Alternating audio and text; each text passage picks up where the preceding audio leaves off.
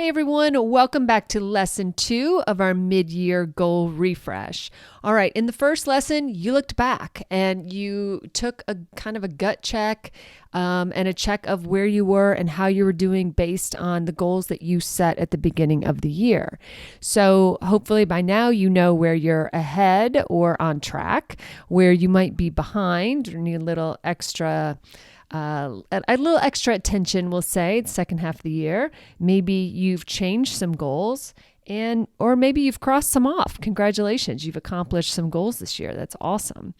So today we're going to talk about those goals and we're going to talk about what needs to be revised or reset, what goals are still perfectly fine, and what we're going to do about them. So I'm going to talk about a couple different buckets of goals, all right, that I want everybody to have.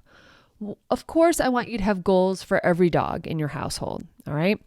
But this includes taking a special look at both puppies or young dogs and senior dogs or retired dogs, as the case may be, right?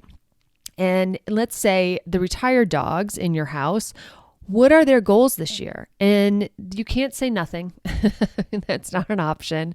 But you need to find what still makes your older dogs happy or joyful, or are there rehab goals or something that you're going to do to keep them in shape so that they have a nice, long, healthy life as much as possible, depending on your breed, depending on, what you're doing with that senior dog. For some of us, senior dogs are, 15. For others of us, senior dogs are 8. It just really depends on your breed. It depends on the health. It depends on, a million factors. So I don't want you to leave those senior dogs out. Rather, I want you to really consider what it is that they need and what it is that you want to be doing with them. And really think about that. On the other end of the spectrum are puppies, of course.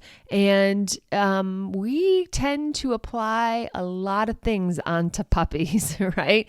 We get a new puppy. They basically still have those pink feet. They still have the tags on, as one friend says. And every dream is assigned to them. And I think that's wonderful. I think that is part of what is wonderful about puppies, right? Everything is possible. And I want that for you. But what I want you to be careful of is assigning lifetime goals to that puppy is great. But I think assigning 3-year or even 1-year goals can be a little dangerous.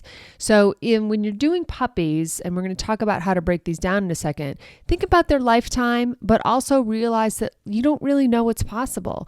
You don't really know what they will love to do or hate to do, or maybe you'll discover a new sport.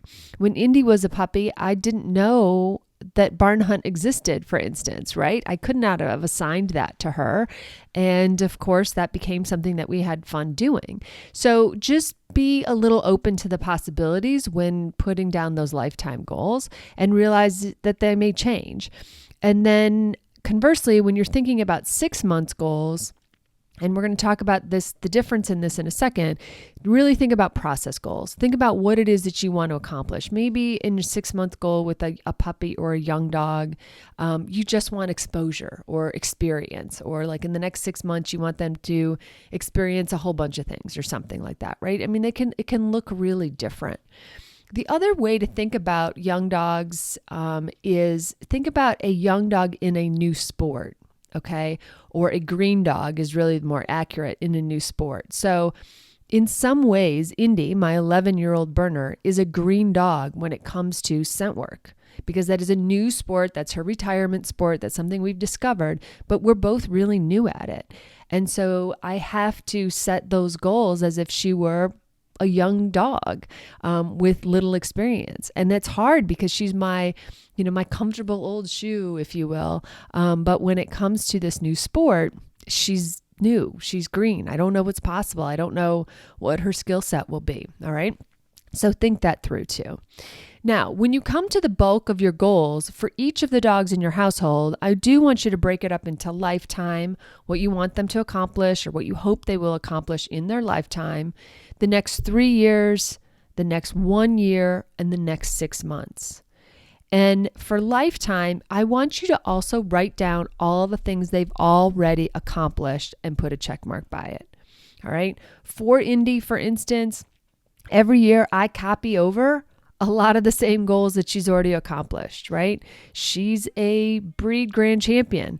I've copied that over for, I don't know, a few years now, right? And I copy it over and I check it off. All right. And it's a way that I get to constantly be celebrating how much we've been able to do together in our lifetimes. And I think that's amazing. So make sure that those lifetime goals, don't just put down the ones that you have yet to realize. Put down all those ones that you always had for that dog. Okay. Now, if you've let something go, so for Moxie, for instance, I had on her list to become a breed champion. I let that go a few years into my life with her because I ended up spaying her for repro reasons. And so I don't copy that over and cross it off and put a sad face next to it. I do not do that. So don't do that. But make sure that you're celebrating those lifetime goals that you've already gotten. When it comes to 3-year and 1-year goals, life happens. You're going to have to be flexible. If someone would have written down a 3-year goal at the beginning of, 2020, and then had a pandemic smack them in the face, you know how that could have been affected, right? Now, when you get down to 6-month goals, or really as you move from life down to closer and closer in, they become more and more, or they should become more and more process goal like.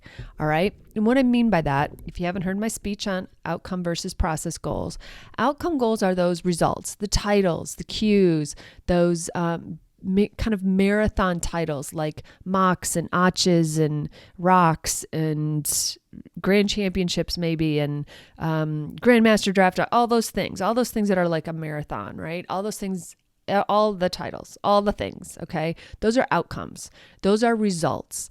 Those are the things that, quite honestly, we don't have full control over, right? There are other factors that come into play. Whereas process goals, we do control. We do control things like become a better team this year, or, be more connected, or run with more joy. Those are process goals. We have control of those things. And I argue that as we get closer in, we need to have more process goals. Okay. So think about that too. It works really well for puppies, for instance, because for puppies, get them exposed, take them to class, let them see their first, dog show. Those are all things that you can 100% control and are appropriate goals for that dog at that age. All right. So consider that. All right. The other kind of bucket of goals I want you to always have and be looking at are your goals as a handler, handler dreams, handler goals. And, the example I always use for this is having a dog to show and breed at Westminster. I just want someday to have a dog that's competitive in that arena. All right. And go to Westminster. I'm on the East Coast. It's, Westminster is very accessible for me. And I just one day want to do that. And I once had the goal, the way I talk about manifesting, the way I presented this goal at one point is I said, I want a dog to show it at Westminster. And the next year I got into agility at Westminster, and it was amazing. It was an amazing experience, but it also made me laugh because when I said it in my head, I was thinking breed, but apparently the universe was like, well, here, go to Westminster this year. Why wait? But the reason it's on my handler goal list is that it doesn't apply to any of the dogs I have right now. Not one dog in my household would be competitive in Westminster's breed ring. They just wouldn't. Now, it doesn't mean it's not my goal, right? I still want to have that goal. I also have a goal of getting a UD in obedience. I've never done that. I want to be able to do that. I don't know that I have a dog in my household that is capable of doing that. It's still one of my goals. It's still on my lifetime list. And so I once had on my list of like, I think it was in the 1 or 3 year, and then it became a 1 year to become a judge, a draft judge. And so make sure that you have your own goals that are separate from or in addition to the goals that you have for your dogs. Because sometimes we can develop things separate of our dogs. And sometimes a goal that we have, like showing and breed at Westminster or, getting a UD, is not an appropriate goal for the dogs that we have in our house. Like, it wouldn't be fair for me to assign those goals to my dogs and then look at them and like disappointed. Like, how dare you not be worthy of Westminster, right? That's not fair. That's not appropriate. So, but I want to have those goals and I want you to have those goals. Okay. So the other thing I want to talk about is this concept of a pyramid when it comes to goals. All right, so you're going to have to use your mind's vivid imagination. So imagine a pyramid. All right, there's 4 sections. At the tippy top, I put decisions. Okay, decisions are those things that above all the goals I have for the coming year, these are things that come first.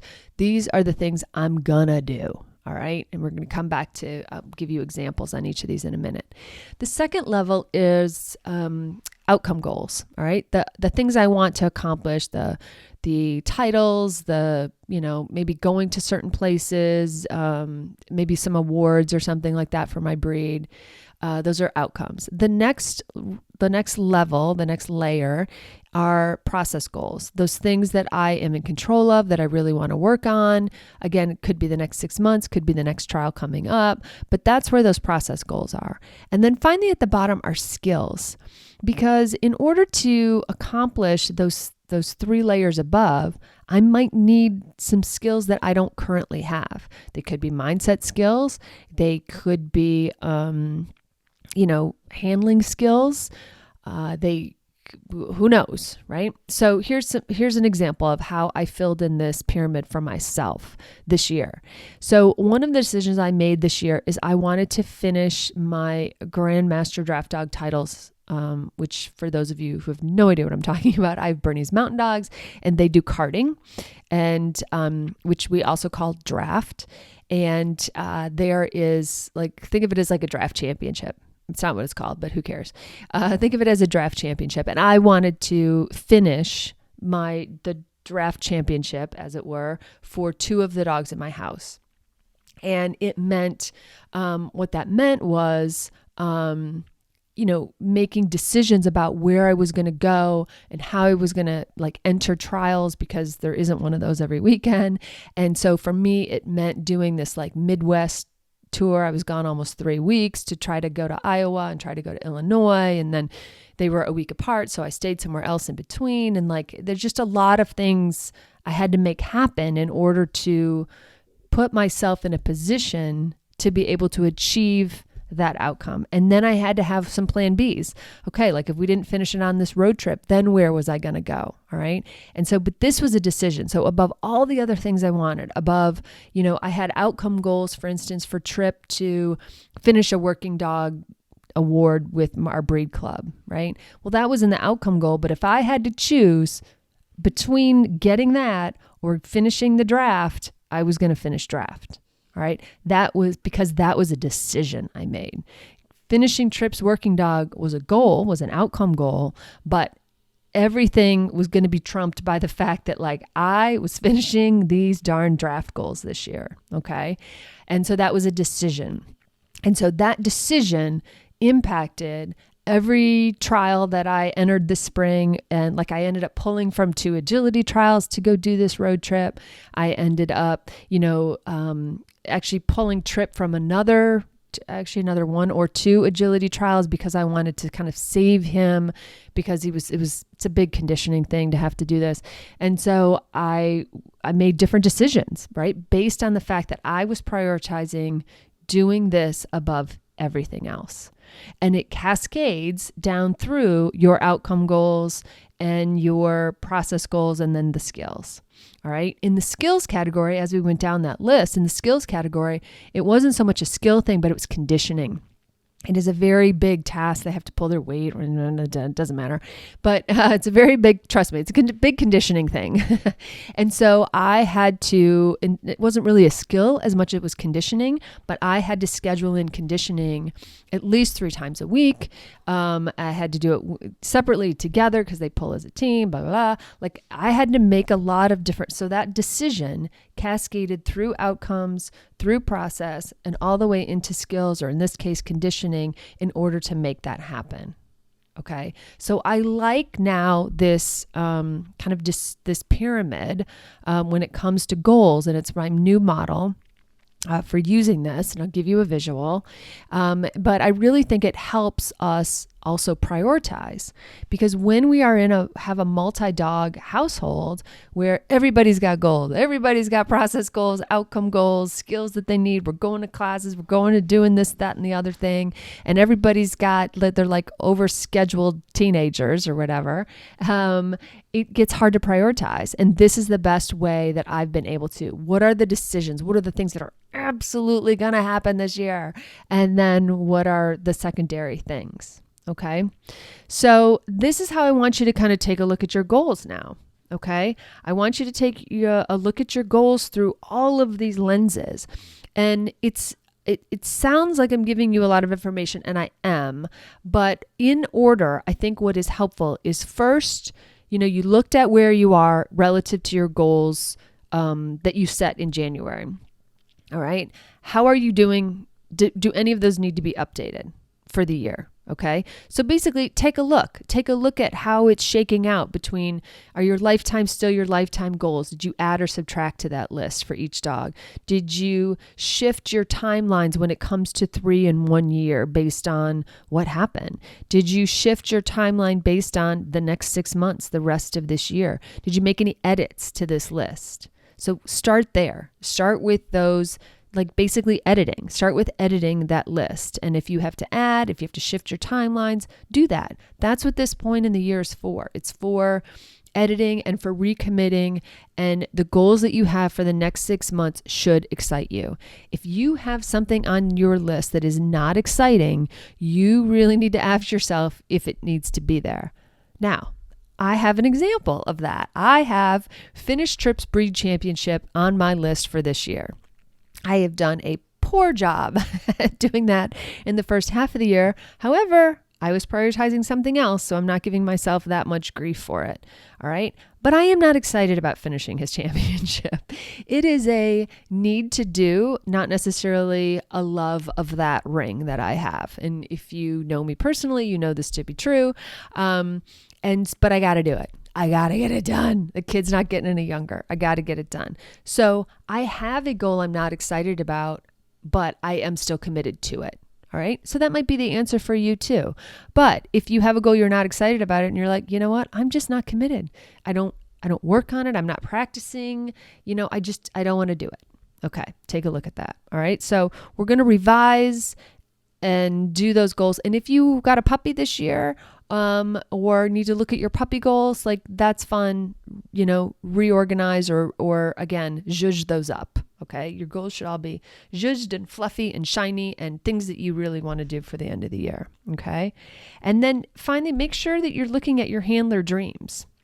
All right. Make sure that you are looking at, what dreams do you want? What do you want as a handler? What is it that you want to learn? Maybe there's something you want to challenge yourself with. Maybe you want to shift how it is that you train something or, whatever. So make sure that you're putting yourself in there too. Okay. All right, that's a lot for revisiting your goals. And I just want you to make sure, I'm not going to overload you because I want to make sure that you do all of those things. And I look forward to seeing how this works out for you.